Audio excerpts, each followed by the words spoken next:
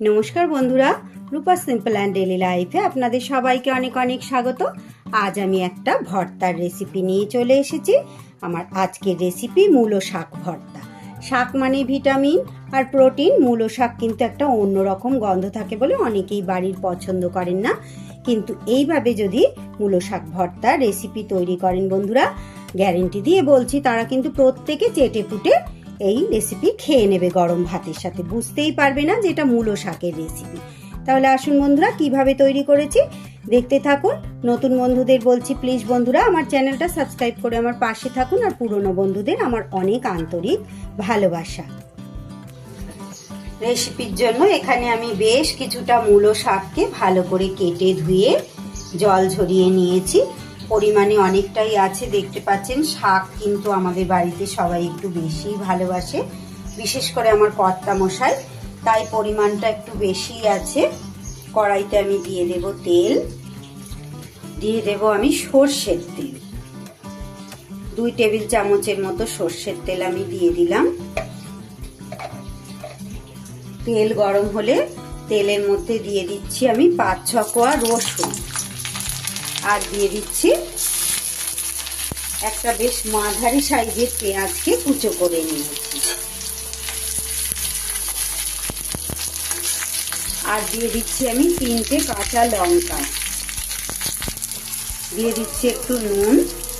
যারা কোনোদিনও মূলো শাক খেতে পছন্দ করেন না, এমন অনেকেই আছে যেটা মূলো আর মূলো শাক খেতে কিন্তু তারা পছন্দ করেন না। মূলো শাক আর মূলোর মধ্যে একটা অন্যরকম গন্ধ থাকে, সেটা অনেকেরই পছন্দ হয় না। কিন্তু এইভাবে যদি ভর্তা বা বাটার রেসিপি করে দেন বন্ধুরা, তারা কিন্তু বুঝতেই পারবে না যে এটা মূলো শাক খাচ্ছে। খুব অসাধারণ লাগে খেতে গরম ভাতের সাথে, একবার না খেলে বুঝতে পারবেন না। যারা খেয়েছেন তারা তো জানেনই, যারা খাননি অবশ্যই বন্ধুরা একবার এইভাবে ট্রাই করবেন। কিছু সময় এরকম নেড়ে নেওয়ার পর পেঁয়াজটাকে, পেঁয়াজ রসুন আর লঙ্কাটা, এবার আমি ধুয়ে রাখা শাকগুলো দিয়ে দেব। সব কিছুর সাথে একটু নাড়িয়ে চাড়িয়ে নেব।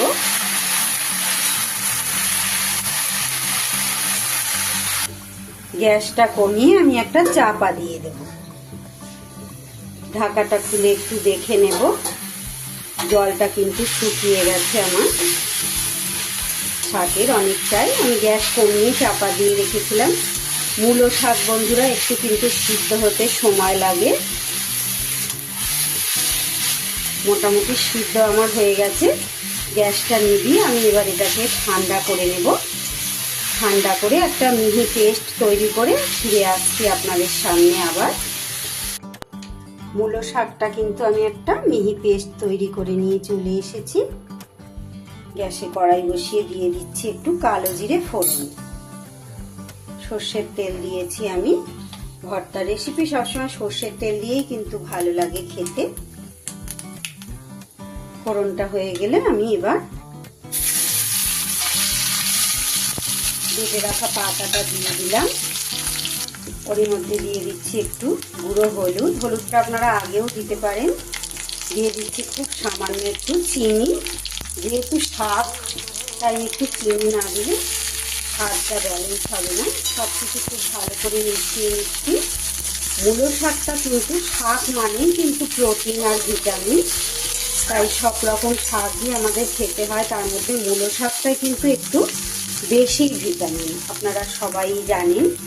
তাই অনেকেই কিন্তু মূলো শাকটা খাওয়া পছন্দ করেন না। এইভাবে খেলে কিন্তু আমি গ্যারান্টি দিয়ে বলতে পারি, এইভাবে রেসিপিটি বানালে কিন্তু সবাই খেয়ে নেয়। বুঝতেই পারবে না বন্ধুরা যেটা মূলো শাক। মূলো শাকের যে সেই গন্ধটা একদমই থাকে না, আর দারুণ সুন্দর গরম ভাতে খুব ভালো লাগে খেতে। দিয়ে দিচ্ছি 4টে কাঁচা লঙ্কা। কাঁচা লঙ্কাটা চাইলে আপনারা চিড়ে বা কুচিয়েও দিতে পারেন, একটু ঝাল ঝাল ভালো লাগে যে কোনো ভর্তার রেসিপি। সব কিছু খুব ভালোভাবে মিশিয়ে আর একটু আমি শুকনো করে নেড়ে নেব। মিনিট 2 নেড়ে নিলেই তৈরি হয়ে গেল আমার আজকের মূলো শাক ভর্তা বা মূলো শাক বাটা। তাহলে রেসিপিটি কেমন লাগলো বন্ধুরা অবশ্যই আমাকে একটা কমেন্ট করে জানাবেন। ভালো লাগলে একটা শেয়ার করে দেবেন বন্ধুরা। তাহলে আজ এই পর্যন্তই। সবাই খুব ভালো থাকবেন, সুস্থ থাকবেন। আবার ফিরে আসছি আগামী অন্য দিন অন্য কোনো রেসিপির সাথে।